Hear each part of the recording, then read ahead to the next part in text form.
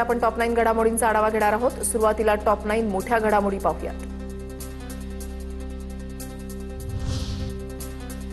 शिवसेनेच्या 6 बंडखोर खासदारांच्या विलीनीकरणाला लोकसभा अध्यक्षांची मंजुरी। शिवसेनेच्या 6 बंडखोर खासदारांबाबत लोकसभा अध्यक्ष सचिवालयाचा निर्णय। याला काय निकाल म्हणतात का? खासदार संजय राऊतांची लोकसभा अध्यक्षांच्या निर्णयावर प्रतिक्रिया। तर लोकसभा अध्यक्षांच्या निर्णयाला कायदेशीर आधार नाही, लोकशाही नियम कायदे गुंडाळून ठेवलेत। ठाकरेंची शिवसेना कायदेशीर लढाई लढणार, अंबादास दानवेंची माहिती। रावसाहेब निकाल आलेला काय सांगा? रावसाहेब निकाल आला, याला काय निकाल म्हणतात? रावसाहेब याला काय निकाल म्हणतात? रावसाहेब ठाकरेंच्या शिवसेनेनं आत्मचिंतन करावं। सर्वसामान्य जनतेला न्याय देण्यासाठी 6 खासदार आमच्यासोबत आले। एकनाथ शिंदेंची ठाकरेंच्या शिवसेनेवर टीका। उद्धव ठाकरेंचं नागपूरमध्ये रामरक्षा आंदोलन। अयोध्येमधील राम मंदिर दान चोरीवरून ठाकरे आक्रमक। मंदिर परिसरात शिवसैनिकांची मोठी गर्दी। आम्ही रामरक्षक आहोत, मंदिरातील तिजोरा लुटताय हेच हिंदू राष्ट्र का? उद्धव ठाकरेंचा हल्लाबोल। अयोध्येमध्ये मंदिराच्या नावानं जमीन घोटाळा झाल्याचाही आरोप। उद्धव ठाकरेंना श्रीराम लक्षात आल्याचा आनंद। रामाकडे परत गेल्यानं त्यांचं अभिनंदन। ठाकरेंच्या रामरक्षा आंदोलनावर मुख्यमंत्री फडणवीसांची टीका। रामरक्षा म्हणणं तुमचं काम आहे, तर रामरक्षा करणं आमचं काम आहे। उद्धव ठाकरेंचा फडणवीसांना उत्तर। उद्धव ठाकरेंनी रामरक्षा बोलून दाखवावी, फडणवीसांनी दिलेल्या आव्हानाला उत्तर। मंदिराच्या तिजोरीवरील डल्ल्यातून आमदार खासदार विकत घेतले होते। गद्दारांमध्ये हिंमत असेल तर भाजपला प्रश्न विचारा, उद्धव ठाकरेंचं आव्हान। उद्धव ठाकरेंच्या रामरक्षा पठणाला नवनीत राणांचं प्रत्युत्तर। नवनीत राणांचं अमरावतीमधल्या हनुमान गडीवर हनुमान चालीसा पठण।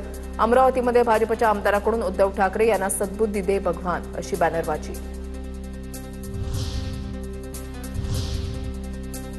आता पाहूया टॉप 9 सोनम वांगचुक यांच्या संदर्भातल्या बातम्या।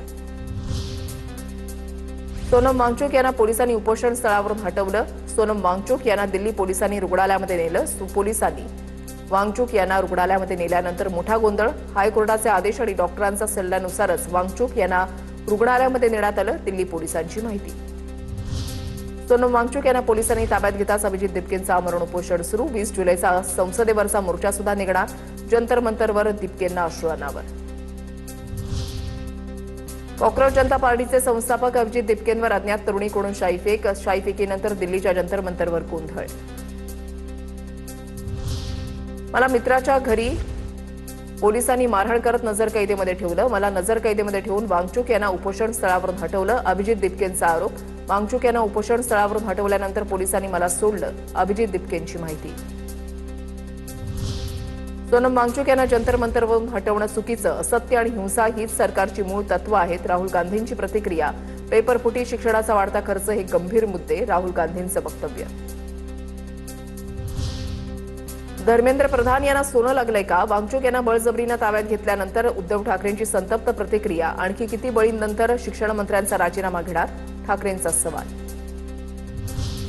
सरकारला संसदीय अधिवेशन महत्वाचं। 20 तारखेचं आंदोलन रोखण्याचा प्रयत्न। वांगचुक यांच्या 21 दिवसाच्या उपोषणानंतर जबरदस्ती रुग्णालयामध्ये नेलं, अंजली दमानी यांचा संताप। गेल्या 20 दिवसांपासून आंदोलन सुरू। सरकारनं त्यांचा अंत पाहण्याची भूमिका घेऊ नये, संवादातून आंदोलनावर तोडगा काढावा। अण्णा हजारेंची वांगचुक यांच्या आंदोलनावर प्रतिक्रिया।